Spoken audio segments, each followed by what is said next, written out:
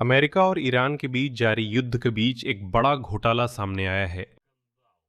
Associated press ने संयुक्त राज्य अमेरिका की आव्रजन सेवा के कर्मचारियों के सैकड़ों पत्रों के आधार पर एक जांच प्रकाशित की है। ये दिखाते हैं कि आईसीई ने 2025 और 2026 में ईरानी नागरिकों की निर्वासन प्रक्रिया के लिए ईरानी अधिकारियों के साथ समन्वय किया था, यहां तक कि जब दोनों देशों के बीच तनाव युद्ध के चरम पर पहुंच गया था। असल में अमेरिका तेहरान के शासन को उन ईरानियों को सौंप रहा था जो उसी सरकार से भाग कर आए थे। और ठीक कुछ महीने पहले खुद डोनाल्ड ट्रंप ने, याद दिला दूं, ईरानी जनता को संबोधित करते हुए कहा था, उद्धरण, आपकी आजादी का समय आ गया है, और साथ ही शासन के खिलाफ विरोध प्रदर्शन करने का आह्वान किया था। और अब ऐसा हो रहा है कि जब अमेरिकी राष्ट्रपति सार्वजनिक रूप से ईरानियों से सत्ता अपने हाथ में लेने की बात कर रहे थे, उसी समय उनका ही इमिग्रेशन विभाग चुपचाप उन लोगों को अमेरिका से वापस उसी शासन के हाथों में भेज रहा था। इसके अलावा अमेरिकी इमिग्रेशन सेवा के कर्मचारियों की इन बातचीतों में ऐसे तथ्य सामने आए हैं जिनके बारे में चुप रहना मुश्किल है। उदाहरण के लिए, अमेरिकी पूरी तरह से उन सभी ईरानियों की सारी जानकारी ईरान को सौंप रहे थे जो उनके देश में हैं, जिन्होंने शरण मांगी है या जिन्होंने शिकायत की है कि उनका शासन उनका उत्पीड़न कर रहा है। जैसा कि आप समझ सकते हैं, ऐसे ईरानियों के लिए तेहरान लौटने पर सुरक्षा की कोई गारंटी नहीं रह जाती। दुर्भाग्य से इस बारे में बात करना भी मुश्किल है। तो चलिए इस कहानी को विस्तार से समझते हैं और हर बात को साफ साफ रखते हैं। मेरा नाम एलेक्सेई पेचिए है। शुरू करने से पहले मैं आपसे अनुरोध करता हूं कि कृपया इस चैनल को सब्सक्राइब करें। और अगर आप स्वतंत्र YouTube चैनल के काम को समर्थन देना चाहते हैं तो आप इस वीडियो के विवरण में दिए गए लिंक और विवरण के माध्यम से किसी भी डोनेशन से ऐसा कर सकते हैं। तो संयुक्त राज्य अमेरिका में मध्य पूर्व में युद्ध के बीच एक बड़ा घोटाला जोर पकड़ रहा है। नेशनल ईरानी अमेरिकी काउंसिल ने यूएस इमिग्रेशन सर्विस एआईएस के कर्मचारियों के सैकड़ों पत्र प्रकाशित किए हैं, जो पहली बार विस्तार से दिखाते हैं कि कैसे संयुक्त राज्य अमेरिका और ईरान ने 3 उड़ानों का आयोजन किया जिनके जरिए 100 से अधिक लोगों को ईरान वापस भेजा गया। यह सितंबर और दिसंबर 2025 में और जनवरी 2020 में हुआ। एसोसिएटेड प्रेस के अनुसार ये पत्राचार, उद्धृत करूं तो, आज तक की सबसे विस्तृत चरण दर चरण तस्वीर पेश करता है कि कैसे दोनों देशों ने निर्वासन उड़ानों के आयोजन में सहयोग किया। पत्रों से पता चलता है कि ईरानी अधिकारी खुलेआम इस बात पर प्रभाव डाल रहे थे कि किन प्रवासियों को निर्वासन की सूची में शामिल किया जाएगा, और एआईएस के कर्मचारी तेहरान के अनुरोधों को ध्यान में रखते थे, यहां तक कि आखिरी क्षण में भी। ईरानी दूतावास के अनुरोध पर मैंने कुछ मामलों को जोड़ा। अगस्त 2025 के अंत में अमेरिका की आव्रजन सेवा के एक अनाम कर्मचारी ने लिखा था, यह सितंबर में पहली उड़ान से भी पहले की बात है। एक हफ्ते बाद उसी पद के कर्मचारी ने ईरानी दूतावास के निदेशक से मुलाकात के बाद सूची में नए बदलाव किए, और बाद में उसने लिखा कि ईरान ने, उद्धरण के अनुसार, मैनिफेस्ट बदलने और निर्वासन की प्रक्रिया तेज करने की मांग की, और अमेरिका ने इस प्रक्रिया को तेज कर दिया। खास बात यह भी है कि खुद उड़ानों की लॉजिस्टिक्स से जुड़ी एक डिटेल है। निर्वासित किए जाने वालों की अंतिम सूची कतर के गृह मंत्रालय को भेजी जाती थी। यानी दोहा खुद उन देशों के बीच उड़ानों के आयोजन में तकनीकी मध्यस्थ के रूप में काम कर रहा था जिनके बीच सीधे राजनयिक संबंध नहीं है।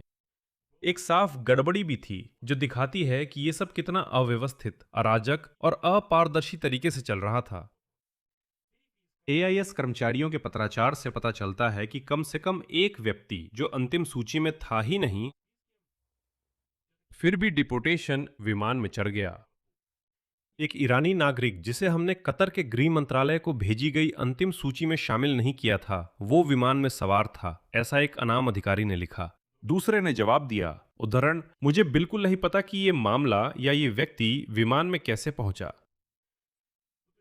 यानी खुद अमेरिकी आव्रजन एजेंसी के कर्मचारी भी ये नहीं समझा सके कि वह व्यक्ति अपने ही आधिकारिक सूची को दरकिनार कर ईरान भेजे जा रहे निर्वासन विमान में कैसे पहुंच गया। आप बस कल्पना कीजिए वहां कितनी अफरा तफरी मची थी और कितने लोग वहां अवैध रूप से निर्वासित किए जा सकते थे। सबसे खास बात है कि यह सब कुछ जिस समय हुआ वो बहुत मायने रखता है।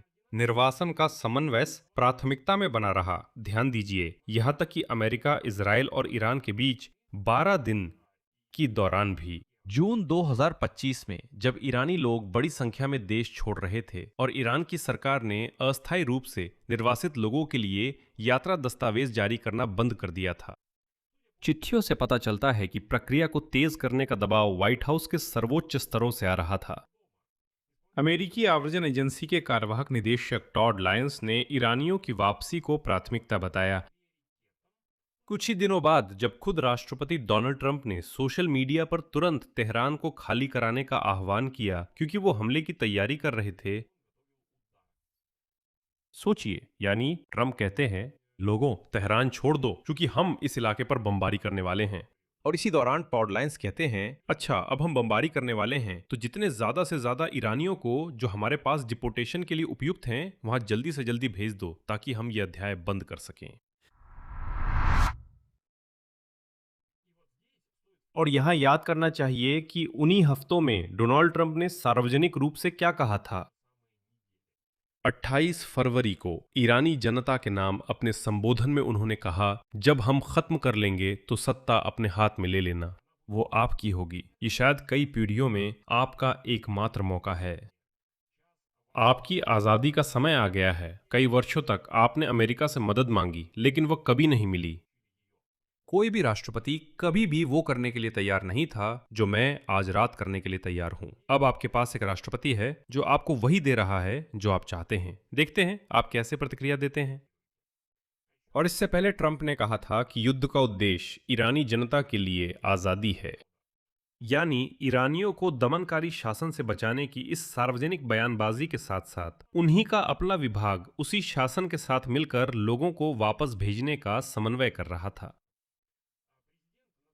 नेशनल ईरानो अमेरिकन काउंसिल के अध्यक्ष जमाल अब्दी ने कहा, उद्धरण, पत्राचार ट्रंप के इस दावे का खंडन करता है कि ईरान के साथ युद्ध आम ईरानियों को दमन से बचाने के लिए लड़ा गया था। ये दिखाता है कि मुख्य प्राथमिकता किसी भी तरह से जितना संभव हो सके उतने लोगों को बाहर निकालना था। लेकिन असल में इस कहानी का एक और भी ज्यादा चिंताजनक पहलू है। ये एक अलग मुकदमा है जो जुलाई में वॉशिंगटन की जिला अदालत में दायर किया गया था। 11 हिरासत में लिए गए ईरानी नागरिकों ने आव्रजन हिरासत में शपथ लेकर बयान दिया कि उन्हें आइस की हिरासत में ही ईरानी सरकार के प्रतिनिधियों से मिलने के लिए मजबूर किया गया था। इसके अलावा ईरानी अधिकारियों को उनके शरण मामलों की काफी निजी जानकारियां भी पता थीं। मुकदमा ये दावा करता है कि अमेरिकी आव्रजन विभागों ने अमेरिका में शरण मांगने वालों की गोपनीय जानकारी अवैध रूप से ईरान को सौंप दी थी। हालांकि यही ईरानी लोग अमेरिका से उसी ईरानी सरकार से बचने के लिए शरण मांग रहे थे, यानी वे उसी से भाग रहे थे। वे भाग रहे थे, शरण मांग रहे थे, और भले ही अमेरिका उन्हें शरण न दे, अमेरिका ईरान से ये नहीं कह सकता कि देखिए ये आपसे भागना चाहते थे, इन्होंने हमसे शरण मांगी थी, लो हम इन्हें आपको सौंप रहे हैं। यहाँ एक महत्वपूर्ण, चलिए ऐसे कहें कानूनी बात है, हम इसे नोट कर लेते हैं। अमेरिकी सरकार को औपचारिक रूप से किसी भी विदेशी सरकार के साथ निर्वासन की लॉजिस्टिक्स के समन्वय के लिए सहयोग करने की अनुमति है। इसमें कुछ भी असामान्य नहीं है। ये तो तर्कसंगत है कि अगर अमेरिका किसी को निर्वासित करना चाहता है तो जिस देश में भेजा जा रहा है उसे कम से कम इसकी जानकारी होनी चाहिए। इसमें कोई सवाल नहीं है, सब कुछ सामान्य है। लेकिन संघीय नियम जो 1990 के दशक के अंत में ही लागू किए गए थे, सीधे तौर पर खुलासा करने पर सख्त रोक लगाते हैं। ऐसी जानकारी जिससे ये पता चल सके कि निर्वासित किया जा रहा व्यक्ति शरण के लिए आवेदन कर चुका है। यही प्रतिबंध वादियों के अनुसार उल्लंघन किया गया था।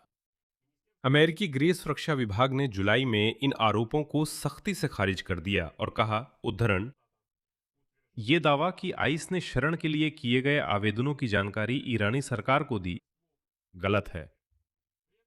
इसके साथ ही न्यूयॉर्क टाइम्स की एक पहले की जांच में यह पहले ही दिखाया गया था कि ईरान भेजे गए लोगों में शरण मांगने वाले भी शामिल थे, और कुछ लोगों ने कहा था कि उन्हें उनकी इच्छा के खिलाफ निर्वासित किया गया था।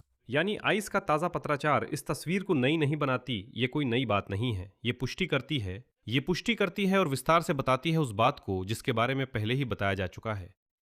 और यहाँ ये भी ध्यान में रखना चाहिए कि उस व्यक्ति को असल में क्या खतरा है जिसे वापस ईरान भेजा जा रहा है अगर उसने किसी दूसरे देश में शरण मांगी थी।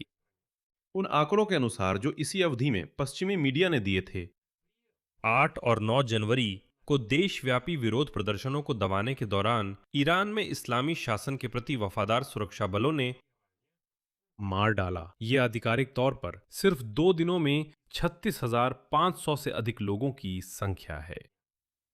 ट्रंप ने खुद भी उस समय टिप्पणी की थी कि सुरक्षा बल सचमुच प्रदर्शनकारियों पर गोलियां चला रहे थे, सड़कों पर मशीन गनों से, जिससे निहत्थे नागरिकों के लिए किसी भी तरह से सत्ता का विरोध करना लगभग असंभव हो गया था। यानी पहले से दर्ज की गई इस बात के बीच कि शासन अपने ही नागरिकों को केवल विरोध के लिए हजारों की संख्या में मारने के लिए तैयार है, शरण के आवेदकों को वापस उसी तंत्र के हाथों में निर्वासित करना सिर्फ कोई नौकरशाही गलती नहीं है। नहीं, ये एक ऐसा फैसला है जिसके कुछ लोगों के लिए संभावित रूप से जानलेवा परिणाम हो सकते हैं। नतीजा: सार्वजनिक रूप से डोनाल्ड ट्रंप ने ईरान के साथ युद्ध को ईरानी जनता की आजादी की जंग बताया, खुद ईरानियों से सत्ता अपने हाथ में लेने की अपील की और उनके आजादी के समय में अमेरिकी समर्थन का वादा किया। इसके साथ ही उन्हीं की इमिग्रेशन सेवा उसी शासन के दूतावास के साथ चुपचाप बातचीत कर रही थी, तेहरान की मांग पर निर्वासितों की सूची पर सहमति बना रही थी। और अगर 11 हिरासत में लिए गए ईरानियों की शपथ पूर्वक गवाही पर विश्वास किया जाए तो ईरानी अधिकारियों को आइस की हिरासत में शरण के आवेदकों से जबरन व्यक्तिगत रूप से मिलने की अनुमति दी गई थी, जबकि वे उनके मामलों की काफी निजी जानकारियां जानते थे। क्या अमेरिका अवैध प्रवासियों को निर्वासित कर सकता है? हाँ, बिल्कुल कर सकता है, अगर उसके लिए आधार हैं। यहाँ अमेरिकी कानूनों से कोई भी बहस नहीं करता। लेकिन ईरान की सरकार को यह बताना कि जिसे निर्वासित किया जा रहा है उसने सुरक्षा और शरण मांगी थी क्योंकि वो इसी सरकार से डरता था, इसका मतलब है उस व्यक्ति को खतरे में डालना जब वो अपने वतन वापस लौटेगा। यहाँ मैं विराम लगाता हूँ। आपकी राय और आपके निष्कर्ष इस एपिसोड के नीचे कमेंट्स में लिखें। चैनल को सब्सक्राइब करें, बेल आइकन दबाएं और लाइक करना ना भूलें। बस इतना ही। अपना ख्याल रखें। सबको अलविदा।